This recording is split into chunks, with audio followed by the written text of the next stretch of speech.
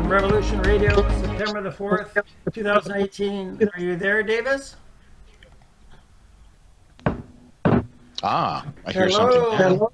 Is that Davis? Is that Davis? It sure is. I heard you much earlier say hello, hello, and I was talking back. Yeah, I heard a crackle. But I guess now we're live, cooking with gas, as they say. Right. Yeah, that's definitely it. Yeah, so I'd like to introduce you to Revolution Radio. You're actually a presenter as well in Revolution Radio. I mentioned your show is The Right Perspective Radio, Mondays from 4 to 6 p.m. and Tuesdays from 10 to midnight. And you're a former 32nd degree Mason, alt-writer. And I thought for the first hour, let's talk about the Masons. Holy smokes, you must have a story to tell.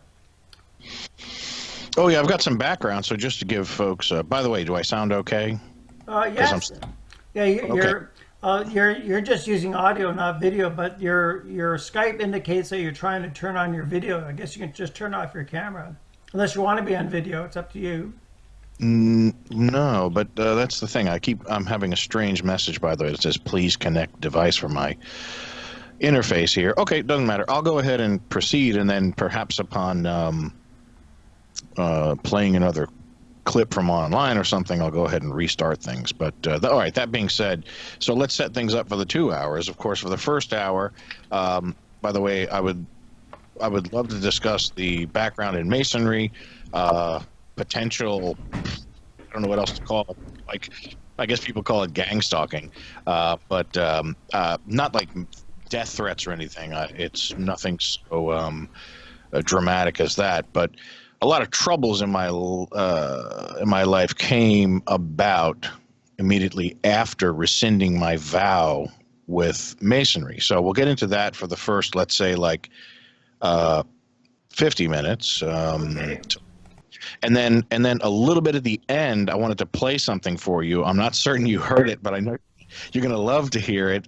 It's completely unrelated to Masonry, but you know how you mentioned I'm a fellow Revolution Radio host. That's and right. I used to be on terrestrial radio, and I often got a lot of kind of entertaining hate mail and stuff. I never minded. I would delete the curses and read the hate mail on air. I always got a big kick out of it. But even when I was on terrestrial radio broadcasting to Delaware, Maryland, Virginia, and parts of New Jersey, never did I get so many emails as recently at rightperspectiveradio@gmail.com, people complaining about my my take on the McCain death. Okay, so I did my own kind of eulogy for McCain, and I'd be interested in hearing that. Sure. Yeah, so I only bring that up because I'm trying to fulfill your mantra of 6 to 8 we bring the hate. So Tuesday and Thursday. People call me a hater, you know, so I guess they must know something I don't know. They tell me I'm a hater. I guess it must be true, I suppose. Right. Yeah. That's right. That's what we're supposed to think. Right. So, so I'll give you a quick background in Masonry. And, much of Masonry is really just your local Blue Lodge. It's when you drive through a little town and you see those street signs that essentially have a Masonic logo. That's letting you know that, Masonry resides here. And I'll be honest with folks, the bulk of Blue Lodge Masonry, that is the first 3 degrees, they have the Masonic Lodge, let's say in your local town or county or even in your urban area. Those tend to be full of really, generally speaking, good folks just trying to give back to their communities, right? So I make that clear because we certainly are not going to be discussing, quote unquote, all, end of quote, Masons, right? I don't make universal statements like that. I mean, that would be kind of ridiculous. But it is to say that I would dare to say that any Masonic lodge with more than 10 members, and mine had nearly 100, so it was quite a thriving lodge. Any lodge with more than 10 members probably has its share of scoundrels. And I say that because while most of them might be there to do good, there's always a few there that are really they're there to further their own interests, okay? So when you say a chair of scoundrels, you mean that the leader, the chairperson, is a scoundrel? Oh, I was saying they have their share. I'm sorry. Oh, SHA. share of scoundrels. Okay. Yeah. I thought you Yeah, meant I'm the not sure. leadership. I assume the leadership is a scoundrel. The lower level Masons don't know what's going on. Well, there's some of that, but actually, the head of the lodge is called like a master mason, okay? And people take turns doing that. So you can't really say at any given time that the head is the scoundrel. It's usually past masters as well as possibly current members are scoundrels. And some just attend for the purposes of glad handing, networking, and influencing others to further their ends. And that's very common, frankly. I mentioned all of this to give people first a framework of masonry, and then my personal experience in it, because there's some very fascinating things about masonry. There are some pitfalls and some things to avoid. I'm going to let you know.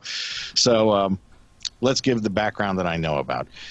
First 3 degrees, you go from entered apprentice all the way up to, if you want, you can go to master mason. Okay, so I achieved that and I get what was something in the order of like less than average time. It's really just a lot of memorization. Anyone could be a Mason if you just have the will to memorize. And I didn't know that. you just memorize these oaths, okay, and you present yourselves in the rituals. And you have to be kind of willing to subject yourself to various degrees of the unknown when it comes to the rituals. Okay, so Wow, that sounds interesting. Well, what year did you start with the Masons? this was about 8 years ago, and Is this in Delaware? yes, right. So and like I said, I shot up through the ranks. I went all the way to 32nd degree, and in case people are curious why I ultimately rescinded my vows, frankly, the notion, once you're at 32 degrees and you start attending regularly, like the closest southern jurisdiction of Scottish Rite Lodge, which goes from the 4th degree all the way up to 33rd. Some people like Tex Mars say there's 100 degrees, whatever. I don't know anything about all that. I just know that I got to 32nd degree, and I frequently inquired, kind of at first passively, and then inquired as to how does someone become a 33rd degree Mason. And again, I was doing this just so people know this was not some sort of a religious pursuit. I mean, I'm a deist, but I don't really adhere to any given religion, so to speak. I mean, I guess I have a Western Christian ethic, but that doesn't mean I think that the churchianity is a good thing. I'm not really down with churchianity. But anyway, that being said, I asked about how does one transition from 32nd to 33rd? And the Southern Jurisdiction Scottish Rite Lodge members would pretty consistently tell me in not so many words, well, it's not like the other degrees where you just make sure you apply for the degree, memorize the oath, and subject yourself to the ritual. It's more than that, because you really have to be pulled up to 33rd degree. There's no earning it on your own. You must be pulled up. I said, well, what constitutes, who qualifies for being pulled up, right? And they let me know, again, in not so many words, well, you've got to comply with a request, a kind of Masonic favor between brothers, and you can't really say no to that. So, I'm thinking the worst some nights, and other times I'm thinking like, oh my God, when is this call going to come? I mean, I've opened my big mouth and I've put in this verbal request like 6 or 7 times at the major lodge all the way in Baltimore. And I'm thinking, well, who is going to ask me for what? And frankly, with that hanging over my head and some of my disgust with the local lodge led me to rescind my Masonic vows. And people can do this. I know a lot of people think that there's this myth out there like, oh, once a Mason, always a Mason. That's not true. There's 2 ways to no longer be a Mason. One, you can stop paying your dues, and when that gets the local lodge's attention, you can simply You can simply write a letter that says, oh, I stopped paying my dues because I no longer want to be an active member nor member of any status. If you use that language, that's in the Masonic constitutions. If you use that language, then you're no longer a Mason. And you, to do that, you must have a following sentence in which you formally rescind your vows. And you again should probably cite the Masonic Constitution, in which, you give some grounds. You don't have to, but you could give grounds. So anyway, I decided to rescind my Masonic oaths at the Blue Lodge. In other words, those first 3 degrees, that lodge. I decided to rescind it there because I read in the constitutions of the Scottish Rite of Freemasonry that if you cannot be a Scottish Rite Freemason with higher degrees than the 3rd unless you are currently a Mason in your Blue Lodge. So in rescinding my vows to the Blue Lodge, I actually got out of both Masonic entities. I see, that makes sense, yeah. Mm-hmm. Yeah, so anyway, so now where's the interesting part come? Well, the rituals. People ask, well, why did you join this thing? Haven't you heard from Bill Cooper? It's a satanic this and that. Well, it's like, yes. I've heard all of that, okay? And I knew some people in the lodge, and they weren't like particularly satanic. And I had an incredible curiosity. I have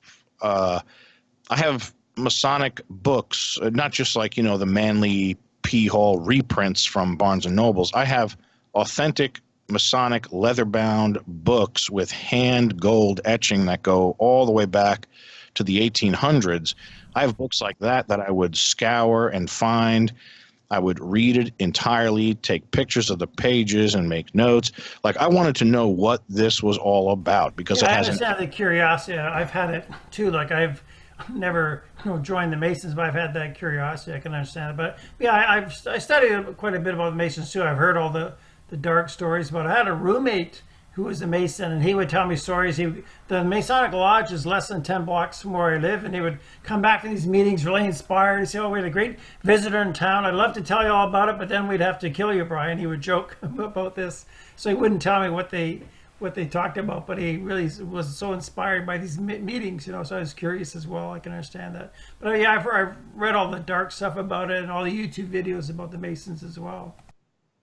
Oh yes, well, he's like, I'm half joking. I mean, once you take the Master Mason oath, and again, this is not even the higher degrees in the Scottish Rite of Masons. The Scottish Rite Freemasons, by the way, that whole thing is really the Albert Pike kind of morals and dogma style Masonry, and the first 3 degrees are kind of like what your very early founding fathers of America might have followed, just to give a kind of general distinction. So I think a natural curiosity is really what brought me to ultimately the Masonic Lodge, and to know firsthand what was going on. Now, some of the rituals were quite bizarre, and they were different than what I read. I came to learn through experience that it's common from lodge to lodge to have slight variations because each lodge has its own kind of Masonic culture. And while all of the rituals are anchored in what is written in the Masonic books and the oaths you must memorize, what they call the work, frankly, it changes from place to place. Well, I'll never forget, the first degree was pretty exciting. You get the blindfolds, you're in there all but naked, and I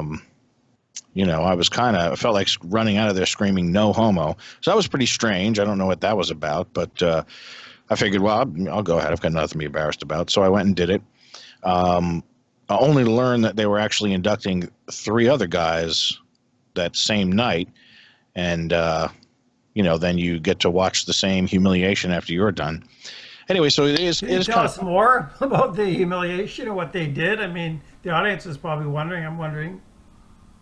Oh yeah, I would say it's kind of like if you were to take what fraternities do and probably tone it down a bit. It's not even as bad as that.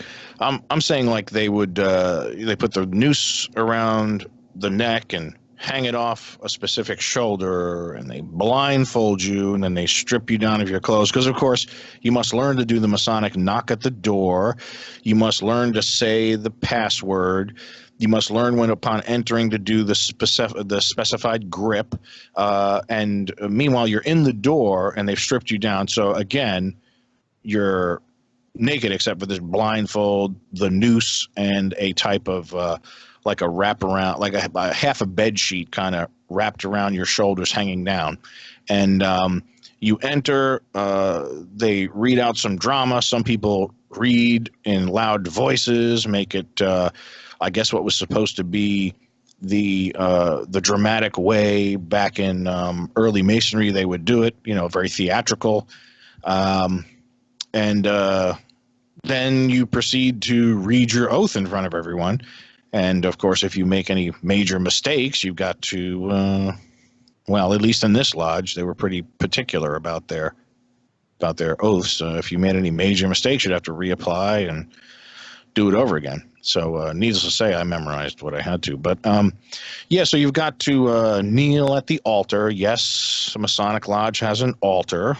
You must wait for, because you're blindfolded, you can't see anything. They guide you to the altar, and on the altar is a Masonic Bible. Yes, there's a Masonic Bible, just as you might say, oh, there's a King James, and there's even a Jeffersonian Bible, right, where he deleted everything except the red letters of Jesus. Well, there's a Masonic Bible, and they specifically take the compass and square, and they place that in the Masonic orientation, like the logo, and they instruct you to put your hand there, and that's upon where you read your oath. Anyway, and then you can join the rest of the lodge, and you finally have your eyes unveiled when they go through this theatrical drama of from darkness to light, and they reveal it, and anyway, it's supposed to be dramatic for the participant. I kind of knew it was coming, but still. So you'd read about this before, right? Because I guess so much is online. These secrets are online, I guess. Yeah, but even online, there's people who, I don't know, they usually come at it from a religious bent, like, oh, it's all satanic and this and that. And there are elements of that for sure, and it's rooted. Frankly, the first 3 degrees are primarily problematic to me because they have this Judeo-Christian flavor. The higher degrees in Scottish Rite of Freemasonry, yeah, those are more so like flat out, I guess, what you'd call Luciferian. Yeah. I wouldn't go to say satanic. Yeah, maybe you're going to get into that later, but I think, yeah, that's where it's going, right? Yeah. Oh, yeah, certainly. Now, of course, these local men looking to do good in the neighborhood, they figure like, well, I'm a good Christian, and I'm going to go to the lodge, and they do their works, and they pretty much assume everyone else around them is going to keep their religion to themselves. And for the most part, they do. That's true. You're not supposed to discuss religion and politics. So you don't even know your fellow Mason, whether they're Protestants. I read that I knew an 18th degree Mason, a friend of mine years ago, he said they don't like the Catholics because Catholics have confession, they can't keep secrets, and the Masons have secrets, and the Catholics would confess to the priest, so the Masons didn't like Catholics for that reason. They preferred Protestants. Yeah, that's true. That's true. Yeah, the first intelligence network was, the formal intelligence network was in fact the confessional, right? So Catholic Church, yeah.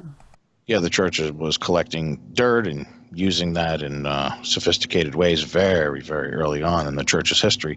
Anyway, but yeah, so I would say, no, that's not true that you don't know what your fellow Masons are, because here's the trick. Here's what I mean by it has a Judeo-Christian flair. You start reading the Masonic texts that you're supposed to be familiarizing yourself with. You add to that the founding Masonic texts and the deep mystical background and kind of the beauty of the symbolism. You go deep into Manly P. Hall and others, and you kind of come out of this saying, there's this real Judeo flair to the whole thing. It must be one of its building blocks. And of course, it turns out to be the case. Just as the upward compass points up to represent the male or fecundity or, reproductive ability, and the downward portion of the half triangle pointing down. In other words, the top would be the compass and the bottom would be the angle. The bottom is for the female force, and these two combine, and in the middle is the G. And despite what people may say, it stands for God. No, it doesn't. Or it stands for geometry. No, it doesn't. Doesn't it mean like different meanings at different levels, like generative force or different layers? They tell you it has different meanings to it. Oh, yeah. They scaffold you up. But by the time you're a master mason, and then this is reinforced really, really consistently in the later higher degrees, by the time you're a master mason and higher, you know that it means generative force. And that's when the fourth degree on, it all becomes really clear that this is sun worship embodied in ritual for the purposes of a control system. That's so really what do you mean by generative force? What does that mean? Well, they simultaneously called it fecundity, phallus worship. It's the reproductive power of the male organ in combination with the female organ, or the sun in combination with the earth, or this is there's always this idea of as above so below in all of this, and the balance, and to that extent Masonry incorporates the whole concept of equilibrium, chaos, order out of chaos, and all of this, yin and yang. They combine their fair share of just about every element of mysticism, and it becomes formalized in this ritualistic system in which you scaffold people up, and each... I'm just wondering, with the generative force, are Masons supposed to have a lot of kids? Like, how does it apply, the generative force? Oh, no. This is an abstraction. I don't mean to imply that they want you to run around and have lots of white children. And I do mean white children, because there's no black people in the lodge. Your local Masonic lodge, and I would say nearly 99 point something % of your Scottish Rite of Freemasonry lodge, which are generally much larger and austere lodges, those have 99 point whatever % whites, with an occasional black thrown in from a meeting here and there for the Prince Hall Masons. The black Masonry is called Prince Hall Masonry, and they have lower standards, requirements. They frankly don't have near the amount of memorization. I wonder why. And they also tend to treat it entirely like a fraternity. Like when I was helping, remember I told you I had a contract with the local school system to do mental measurements on students for the gifted, talented program, getting IQs for admission into a gifted type of program, like a magnet program. Anyway, I came to know this custodian who saw on my car the logo, and he said, my brother-in-law says to ask one, be one. And I said, well, you're going to have to ask someone your brother-in-law knows, because, you'd want Prince Hall Masonry. Anyway, he came to me later and said, I did it. And it was a lot of fun and scary at times. I said, well, since we're both quote unquote Masons, what was your ritual like? And I never volunteered what mine was like, because frankly, he probably would have thought it bizarre. I heard his was like full of bizarre pranks. Like one degree was they brought in a goat, okay, and blindfolded, they told him to ring a doorbell, but it was the goat's anus. And then later in the degree, they all had to wear sweatpants. They poured, like tight sweatpants, they poured bags of crushed ice into their sweatpants and underwear, and they had to sit there, I guess, while they were having the shriveling effect, probably the testes retracting into their bodies. And then, of course, they'd have to strip down to do the degree, get it, you know. So it's like a humiliation frat thing. So anyway, Strange. so that's Prince Hall Masonry. They like to walk around town in their Sunday best and say, I'm a Mason. But Black Masonry is kind of like if you mixed a fraternity with a carnival. That's what's going on there. Oh. Yeah, so they're not doing quote unquote the work. They wouldn't know the first thing you're talking about. I'm surprised. No, in fact, I'm not surprised. That they don't know the same handshakes. They have even different handshakes to distinct. In case someone was like an octoroon trying to pass themselves off as a free and accepted Mason, not a Prince Hall Mason, they couldn't technically get away with it because you should know the grip of each degree, and their grips are different. So anyway, So they call the work, is that called the craft? I've heard the craft. Yes, simultaneously it's called, right, the craft, the work, all of this. Now, I do need to return to a point quickly because I think I left it behind, giving people the wrong impression. When I said that in the lodge, now this is what I meant. I followed up saying, well, it has this Judeo flair to it, and it's one of the building blocks. It's not just a symbolic building block. You'll see when I spell something out just now, you'll be like, oh, I see how it's not just Judeo and flair. It's Talmudic in function. So listen to this.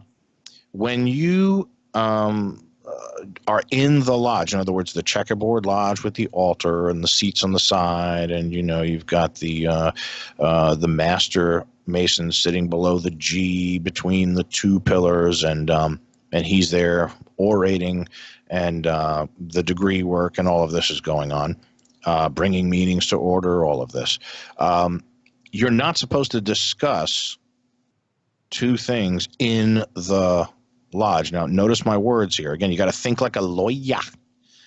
You got to think like a a lawyer. So the lawyer says, well, you can't talk about this inside the lodge, and they don't. But you know where Masons discuss politics and favors, job contracts, and blackballing people in the community? They do that just below the lodge when they go downstairs to break bread. So see, we didn't break the rules, Goy. We're not discussing it in the lodge. We're just discussing it after lodge. But it's in the same building though, right? It's downstairs. Of course. It's a private building just for Masons, right? So it's kind of in the lodge. Oh yes. And there's not even there's not even windows. And this particular lodge was constructed in such a way that even though a portion of the building on the bottom floor was attached to other brick-faced kind of brownstone-looking quaint shops in the area, when they decided, well, we're going to build a lodge, we can't do it on the first floor because it's adjoining other buildings. People could listen in. That was the old thought. So they literally built a second floor that is not attached to anything. In other words, the ceiling, the roof of the lodge building, although it's connected at the first floor on the left and right with other buildings, is completely isolated. The roof of the lodge is 1 story and more taller than all the other roofs, so they can have a room literally not connected to any other buildings, and that's because of the Masonic obsession with secrecy.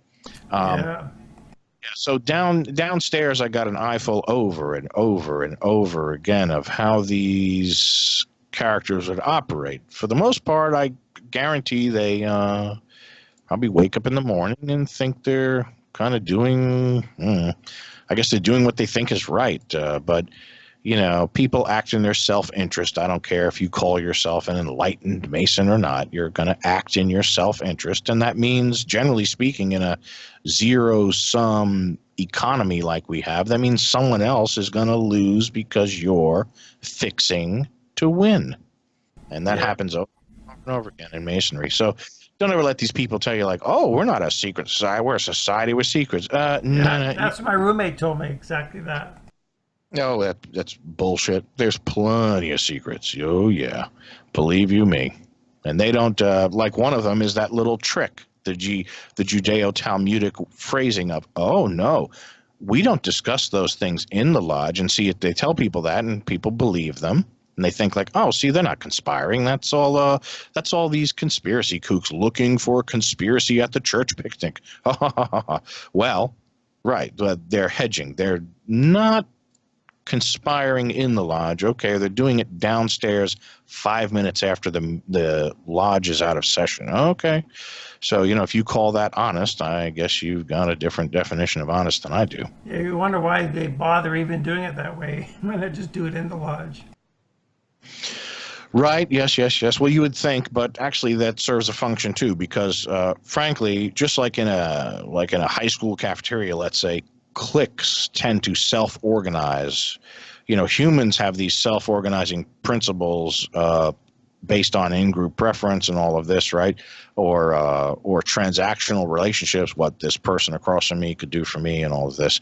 Well, in the lodge, it's no different. It's just instead of in the cafeteria, the blacks sit with the blacks and the white sits with the whites. In lodge, the people who are there to do the good work, the old men who have tomato gardens and love Jesus, and the other guy over there who does volunteer work to give back to the community and all of this, those people don't sit with the politicos generally. The politicos conniving at their own table, and that's why they're going to keep it this way, Masonry, because the last thing secrets within the group.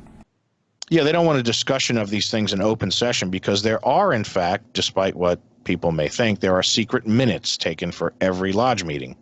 The only time you can not have minutes, according to the constitutions of Freemasonry, is if you call a special session and everyone agrees not to have minutes. That's the only time you'd not have minutes. So they don't want this stuff on the record, of course. So they do it just within the purview of Masonry, but outside of the checkerboard lodge, right? That's the little... Okay. I wanted to ask, you said they're like 99.9% white. What about the Jews? Does that include Jews within Masonry? They must be keeping an eye on everything, I would assume.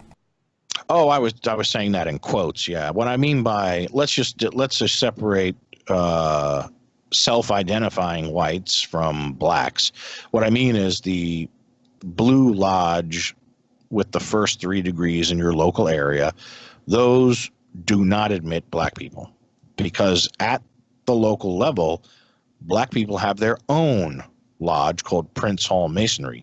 Now, very few black people go beyond the 3rd degree, because once you enter the 4th degree, you're again in that kind of Albert Pike inspired Scottish Rite of Freemasonic Lodge, and even if you are black and you do get accepted with your application, which is doubtful, frankly, even if they accept you, you quickly come to learn that, I can see a black guy now in Prince Hall Masonry who thinks like, I'm a master mason, I can handle the 4th degree, and then he looks at it and like, what, you want me to memorize how much? And that just kind of filters out the blacks, and that's why I mean there's very few, very, very, very. I saw 2 black people the whole time I attended for several years up at the Scottish Rite of Freemasonry Lodge in Baltimore, and for a while there, to get my degrees done quickly, I was going literally every week. So I only saw them twice, and those were at meetings that were more like they did quick work where someone took their oath because maybe they had failed to do it prior, didn't memorize something correctly, whatever. So they'd have this quick redo, then they'd close the session. People would return to the downstairs area where they'd all break bread, and that's where I saw a couple of black people. But so for the most part, I guess, if people don't mind the kind of witchy aspect of Masonry, and they want to... if they want to go somewhere where there's a lot of quote-unquote white people, I guess Masonry would be one option. But there are, of course, because Masonry doesn't distinguish with religions, there are plenty of Jews, especially at the Scottish I would guess so, because it's such a power center. The Masons, the Jews would have to be controlling it, I would assume. Or it's called Judaism for the Goy, right? For Gentiles. Oh yes, yes, yes, yes. And now you can get into Masonry with any religion, frankly, and they don't even, let's say, specifically deny you if you are covertly a Luciferian or even outright satanic, because the question they ask in the degree work is basically, do you believe in a grand architect of the universe type of thing? In other words, a higher power than you. Well, that's pretty general. So it doesn't exactly mean God, because in Buddhism we have no God. We have nirvana, and the law of cause and effect is the master law of the universe with karma and rebirth. I wonder if they would accept a Buddhist if we're non-theists, But we have higher powers. We have devas, angels. Oh yes, yeah. Well, again, Freemasonry, I guess, maybe for the lower dupes, might give this appearance of, oh yes, there's this grand architect of the universe, and I guess if you already believe in a cloud man in the sky who smites, and begats, and all of this, I guess you could picture the grand architect as that bearded God in the sky or whatever like that. Maybe you are thinking like, well, I'm down with the, kike on a stick, and they're discussing this, so that's my thing. Or, in other words, it's formalized mythology into ritual that is kind of a religio Rorschach test in such a way that pretty much whatever religion you are, you could say, oh yeah, this adheres to many of my precepts, until you get deeper into the work and you're like, well, wait a second. So yeah, it's not clear cut like that, but the only delineation, this is why Jews are allowed in, is because they ask that question about, like, well, are you a deist, basically? If you're a deist, you can get in. That means believing in God or just a higher power? A deity, a higher power. Yeah, it's very non-specific. Yeah. So, of course, the Jews, we know what they worship. It certainly isn't the Yahweh monster. We know Jews actually worship their own lineage themselves, basically. And Masonry is kind of no different, because Masonry is interested in the perfection of man. And to the extent you are not a 33rd degree Mason, you are still unperfected.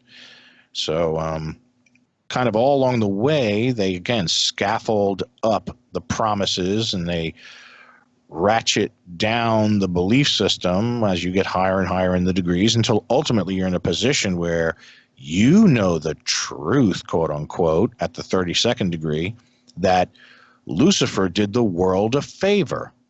See, he freed man from the garden as a witless dupe, walking tree to tree, eating fruit. And he dared to eat the wrong fruit, but it gave him the great gift of logos. Not knowledge, right? Knowledge, right. I mean, yes, knowledge of good and evil, right? But it's the ability, this is truly where free will comes from. So there's kind of a dichotomy in the Bible that doesn't make sense. You've got God gave man free will, but it was really Lucifer / Satan, whichever one you want to call it, that actually gave man free will with the test of the apple, or what some people say was a banana, hence the phallic thing. But yes, the fruit of the tree of knowledge of good and evil. So in doing so, you can say Masonry is the most consistent religious doctrine, because at least they know who gave man free will, and at least they know who gave man quote unquote logic or logos, the ability to no longer be on the equal footing of the animals and the beasts of burden and all of this, right? But anyway, yeah, I mean, I don't go in for all of that. I'm not preaching to anyone. I'm just kind of making a point. That's what Masons think. They're very Gnostic at the higher degrees. At the lower degrees, saying Satan is good, and they're following Satan, and they explain why Satan is good. I guess that's the idea, right? Well, again, Pike uses the word Lucifer. He would never. Lucifer. Yeah, Lucifer. Yeah, I would never use the word Satan because that's more of Pike was formally trained and knew a lot of Latin, and he had root religion languages and all of this. So he knew satanic simply meant the enemy of Christians, which that's a lot of people on the earth. So he wouldn't qualify that. But he was, again, I don't get the impression Pike believed Lucifer was like a walking, breathing thing that came and defiled man by giving him knowledge and all of that. I think this is allegory, right? This is Gnosticism. This is mythology delivered. Well, you don't think Pike thought of Lucifer as like an angel, a heavenly being? You don't think he believed that? No, I don't get that impression. I can't know what was in Pike's mind and heart if he had one, but yeah, he certainly lays it on thick, but you can see, if you're a discerning reader, frankly, read Morals and Dogma, everybody. It's you can find it and read a real copy. Don't read the thing off Amazon. I want you to go to flea markets and local used bookshops, and I want you to find when, let's say, a local Mason died and his family brings all his books down, and oops, they put his Masonic books on the shelf for sale. Grab those, because those those have the truth, and so you don't want the quick, clean versions, redacted versions. Yeah, you can find some incredible things when you do the book hunting that way. Yeah, so a lot of people think like, well, is Masonry the root of the problem, or just one of the? Well, you could say it's mystery religions in general, right? But then you start throwing in, technically Christianity is a mystery religion, and people don't, we're in a Christian. A Western Christian ethic-driven country, and so that usually doesn't go over well. But that is the facts. This is all, generally speaking, mysticism. Yeah, I guess I could ask a few questions, unless you want to wait till later. Oh no, I say we wrap up in the first hour. The second hour, I've got an idea. I've got a treat for you. I've got some clips from Barbara Honegger's appearance on Richard Hoagland's show. Oh.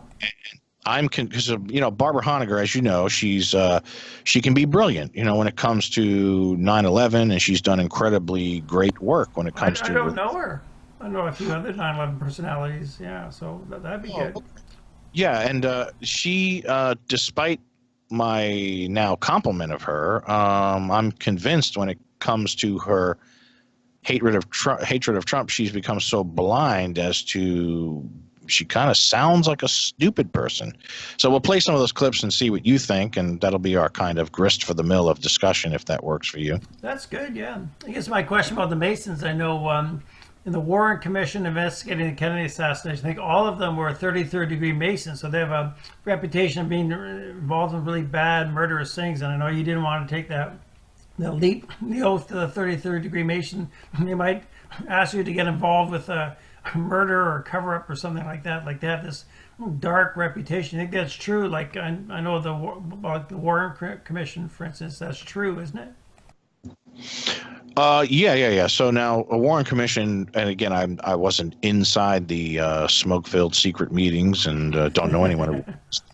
But frankly, yeah, I don't know how anyone could deny that it kind of, at least using the inference to the best explanation as to why there were all these strange, anomalous heuristics in the Warren report, not an honest endeavor at all. And so it makes the most sense that it was, frankly, a conspiracy among fellow Masons to craft the desired public perception of an event. And I think that's pretty common. And frankly, not to go too deep, we could do a whole show sometime. I spent years researching what were the Masonic fingerprints on the JFK assassination, which many people did a great job. Yeah, maybe. I've studied a lot on the Kennedy assassination as well. Since I was a kid, that was my main conspiracy. Even as a boy, I was totally into that. Oh, yeah. So, yeah, even back then, before hearing of Bill Cooper, frankly, being someone who's big on pattern recognition, all of this, yeah, I saw some pretty interesting, what can you say? I saw some pretty interesting what I thought were Masonic / mystery religion fingerprints, and I Like must have. there's a Masonic obelisk right there on the 33rd degree in Dallas where they did it, you know? Oh yes, yes, and Yeah. more than that. Obviously, there's lots of threes everywhere, and not to mention the business of the even the two Oswalds, well, possibly three, and all of that plays a role. And of course, you can even see Masonic symbolism in 9/11. You've got the two pillars I mentioned on each side of the Masonic Master Mason doing degree work for the lodge for all to see. He's right between two pillars, Jachin and Boaz. And many people say, like, well, that's just like the Twin Towers and all of this. So, yeah, there are fingerprints. It's very, very interesting.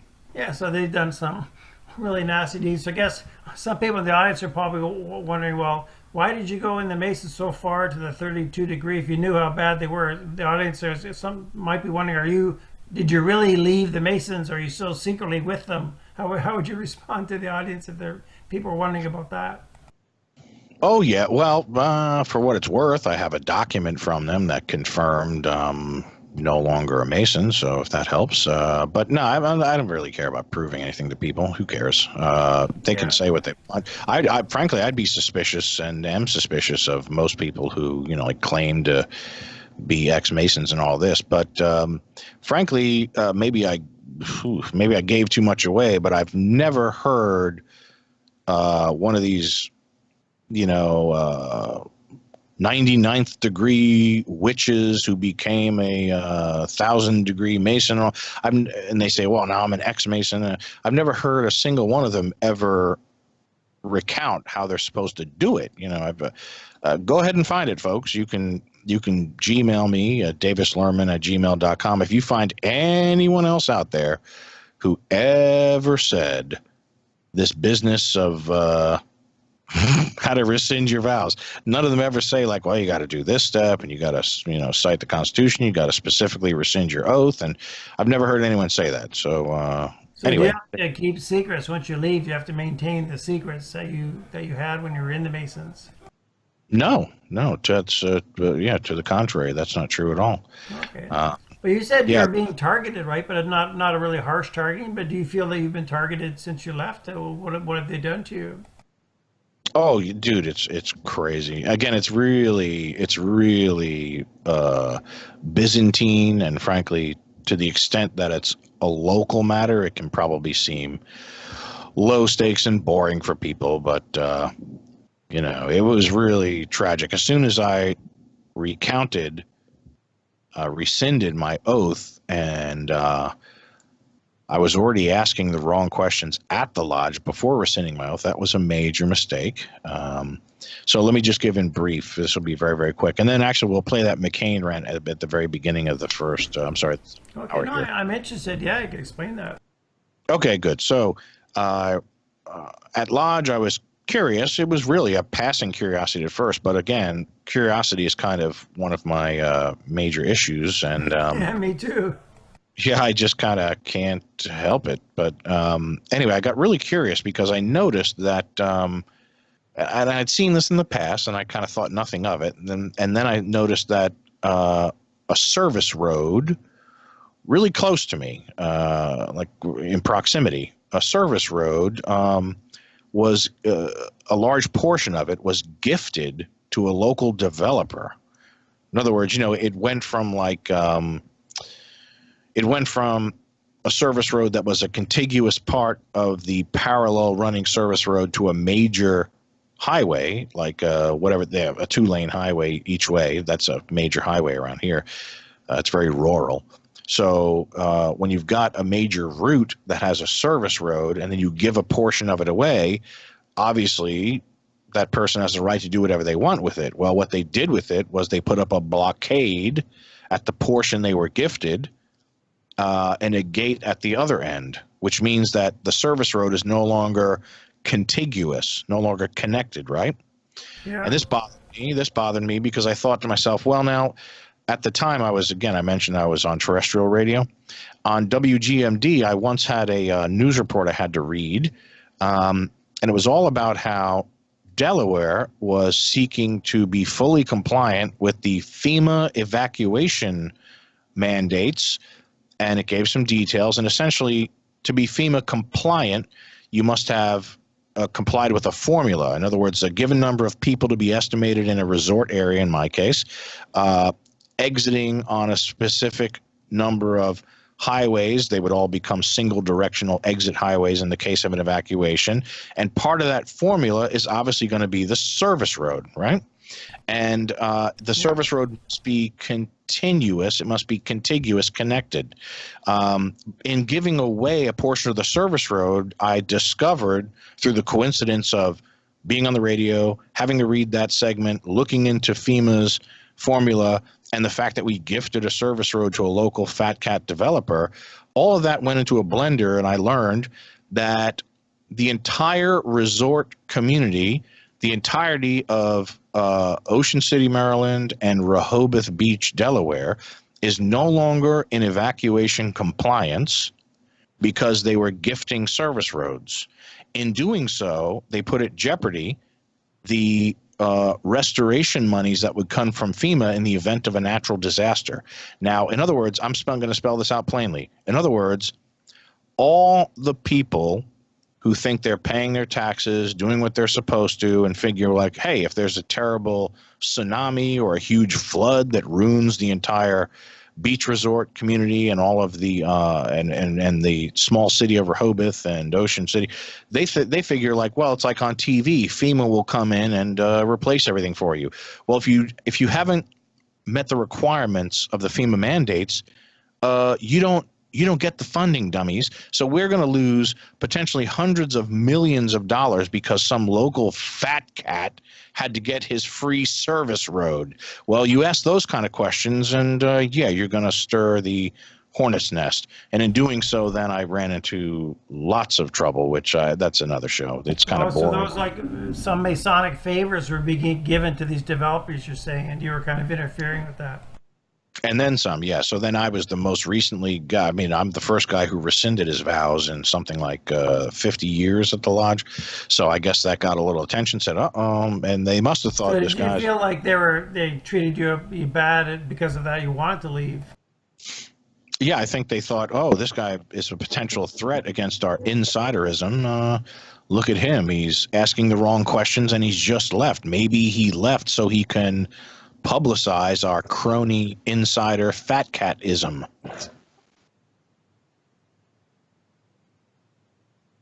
Well, I just noticed the music is coming on now, so we should break for the time and catch you back in a few minutes. Very good. See you next hour. Okay, see you. Thanks, Davis. See you soon.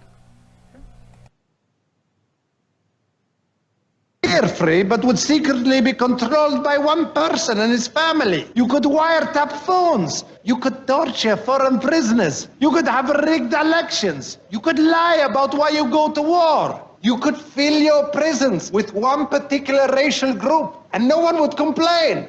You could use the media to scare the... upon listeners' support, so please donate at the link below. Please like and subscribe. You can copy these videos wherever you like.